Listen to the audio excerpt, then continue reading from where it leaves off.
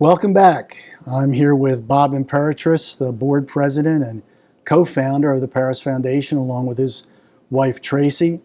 And we thought we'd like to take a few minutes and talk about where we have been as an organization, as a ministry, where we are today, bring you up to date, and where we hope to go, where we hope to be moving forward as God leads. So, Bob, one of the first things that people ask me, and I'm sure you get the same question, is where did you come up with the name Paris Foundation? What's the background of the Paris Foundation? Yeah, absolutely. I get asked that question all the time. And to kind of back up a little bit, we had originally started doing our work with the homeless in Marina Park. My wife Tracy was working with another lady, and they were planning on taking some clothes out to Marina Park. And I thought, well, that's a little strange. Maybe I need to get involved and see what's going on down there instead of just having her go down to the park by herself. So from that point on, we started working with a group of people that we found at the park who were serving a meal. One of those people was a gentleman by the name of Les Paris. And as we worked with Les for probably about 6 to 8 months, he began to get ill. And his health declined quite a bit. And I remember one night he had come out to the park and he said that he had a dream that God told him that we were going to take this to the next level. So I thought, sure, Les, he's we'll do whatever we can do. Honestly, I didn't think at all that we would move anything forward. I'm a carpenter by trade. I've never done ministry work, and I really thought I wouldn't see him again. So I kind of patted him on the back and said, sure, Les, we'll take this to the next level. And shortly after that, Les passed away. And by God's leading and me kicking and screaming, we did take this to the next level. And part of our way to show our appreciation to Les, who kind of spearheaded us to go in this direction and to take it out of the park and move this inside and really try to focus on working with people individually, we had gone to the family and asked if we could use their name. And so the Paris Foundation, as you were there that night, we were all talking about names, just kind of rolled off of our tongue, and it was a way for us to encourage the family, honor Les, but also move this forward. Moving forward meant ultimately moving inside, as you've mentioned, finding a building. That first year, as I recall, it was difficult for people to catch the vision of what this would look like without a building. I remember as we would try and find some seed money to get folks interested in supporting what we were doing and get more involved, that they would say something to the effect, well, when you get a building, come back and see us then. What kind of challenge was that from your perspective, and how were we able to overcome that? Well, first and foremost, the challenge was where we were ministering. We were trying to find a location somewhere close to the park. And in the downtown Elkton area, there just weren't many places to go. There weren't many places to have or find. And a gentleman who had a piece of property right there close by, we actually had a meeting, sit down with him, and we told him what we were doing and what we were planning, and he jumped on board. And so in the beginning, it was tough just finding a place, but once God opened up that door for us to be where we're at now, everything just continued to move forward, and all the sorry, I lost my train of thought. All the puzzle pieces started coming together, and it became easy after that. One of the challenges I remember in particular was maintaining relationships with the folks that we were serving to build that trust. How has having the building as a location and being able to bring people inside, and how has that impacted the ability of the Paris Foundation to build lasting relationships with people? Yeah, it's a great question. Well, I remember when we were in the park, I had a couple guys say to me, "We'll see how long you stick around." I thought, well, that's strange. What does that mean? And they said, so many people come here to the park and they bring a bag lunch and we never see them again. So they kind of challenged us when they said, We'll see how long you stick around. So getting into the building, getting out of the park where you're trying to minister to somebody, especially like this time of year where it's getting dark earlier, and you're sitting at a park bench with somebody and you're trying to minister or pray with them or whatever, and the sun's going down.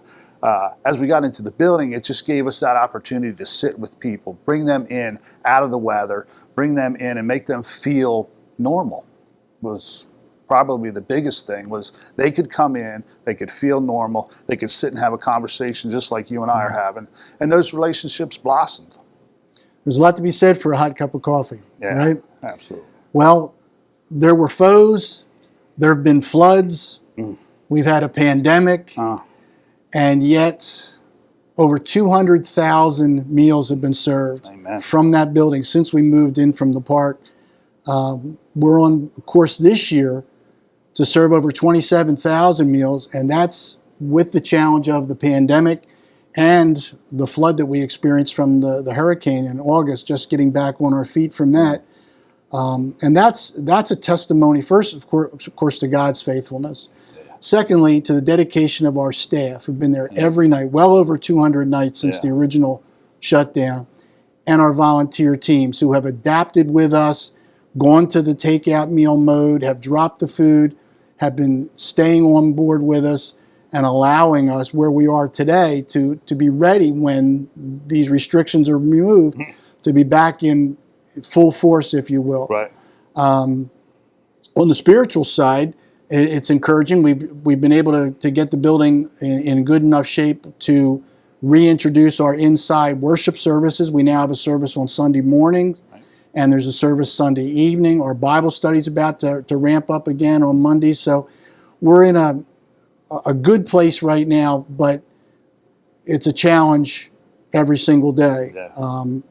One of the things that struck me is the longevity of so many of our volunteers. Maybe you could talk about some of the folks that served back in Marina Park and how they've been a constant source of encouragement through the years. Yeah, so many volunteers, groups, churches, organizations. I remember when we first started, and we went from your group, my group, a couple other groups doing 3-4 nights a week to 7 nights a week, and we thought, how in the world are we going to fill these slots? How many? Poor Tracy, she was thinking, how many baked ziti do I got to put in the oven every night? But God's been so good to us. As the years have gone on, sometimes it's hard to even find things for people to do as they call in and say they want to help, they want to serve, they want to do something. So the people are there. And so some of them have been with us since we've been in the park. Some of them have served with us. Just recently, we had a friend of ours pass away. She was with us from when we started in the park all the way through, even talking to her kids in the receiving line. They said, man, she just really loved coming down there. And so it's been a great outlet for people.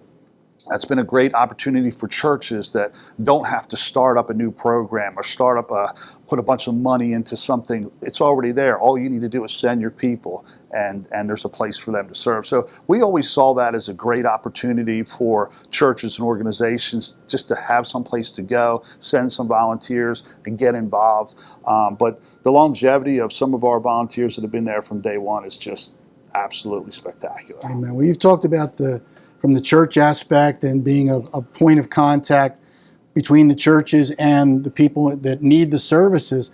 But it's also allowed us to really provide access for the folks that we serve to other services, the health department, drug and alcohol, VA, any number of organizations, agencies, and even other nonprofits that provide services to our population, which has taken on has become a different demographic. Yeah. Much more families and children oriented than where we were in the park. We're strictly folks that were adult homeless individuals. Correct. Now we're reaching folks and supporting people who've worked their way out of homelessness. Amen. Yeah. But having a place and a point of contact has really been important. Well, to that point, again, we're at a place now where we're looking at how do we take this to the next level.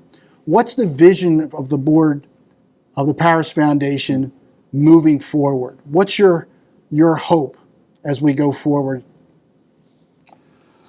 So, as you know, we've talked for years about the next level. That's kind of our motto. We're taking things to the next level. What does the next level look like? How do we pay for the next level? How do we find the next building? How do we find the next location? Will that work? So for us, we've always wanted to continue to grow this ministry in whichever direction God's taking us. And as you said earlier, from a family perspective, it's really guided us towards Hollingsworth Manor. Hollingsworth Manor is an area in our local community where quite a few of our families come directly from there. They walk over, they have to cross Route 40, sometimes with kids in strollers.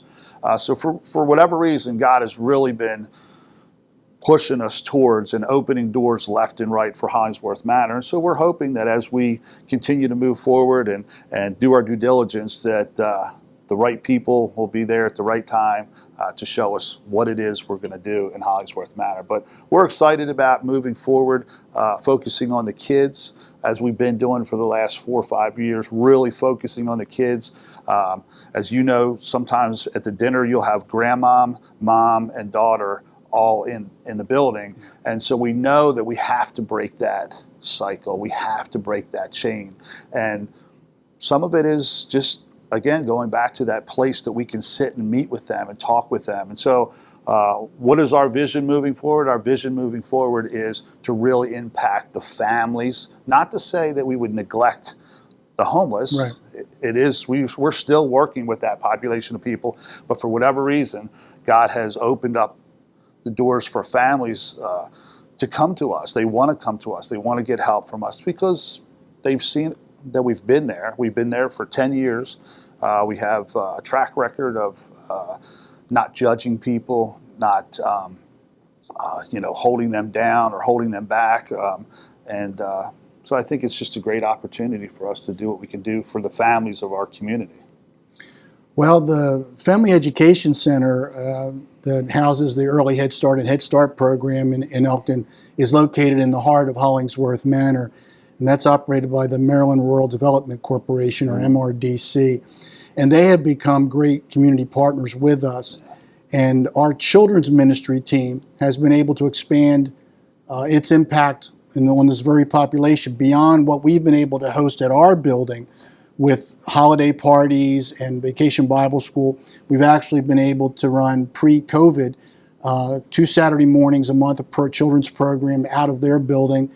And it gave us an opportunity to see the possibility to put a building on the lot right next to the Family Education Center, create a campus effect, and have a community center in the center of the community. Right. What might that look like from your perspective? You are Bob the Builder. Right. So what would that look like, Bob, do you think? So from a building perspective, which is absolutely exciting, the building that's there now is a one-story, what they call a hip roof style building. What we would envision for our building that would be adjacent to it would be a 2-story building where we would have offices in the front and some classrooms, and it would kind of open up into the back, which would be where we would do our nightly dinner.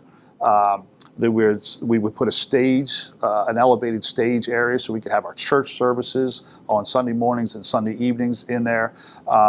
And some other opportunities. The second floor in the front would be more offices and classrooms on the second floor, but in the back that would just open up kind of like an auditorium or a gymnasium style.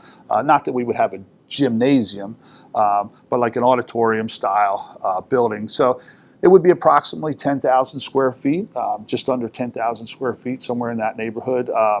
We are excited. Presently, we're talking with some engineers and how that type of building would even work on that property with planning and zoning. We're looking forward to having more conversations with them on how that building would work for the town, how it would impact that community from an infrastructure standpoint. As for how it will impact the community, I think we all know that area is just starving for a place for people to go, people to meet. I think, you can even talk to us about that. Like, tell me your thoughts on what maybe the programs you would see as executive director of the Paris Foundation. It's your job to put programs together to reach the people where they need to be met. What do you see going on there? I really envision an expansion of the opportunities that we're already providing for agencies and organizations to come in and access our folks, and the folks access their services.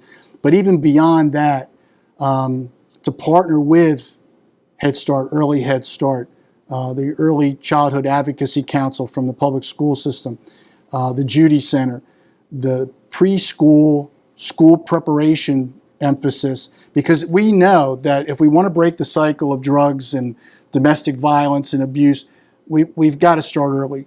We can't wait until after the fact. We're just putting a Band-Aid on a problem. If we want to put an end to homelessness, then let's start attacking the root causes. And to have a room where music therapy could be used, art therapy, give children a chance to express, those who've been traumatized, give them a way to positively work through those situations, to be there to love on these folks, to be an encouragement to them, to remove obstacles to these young families trying to move forward and overcome some of these issues.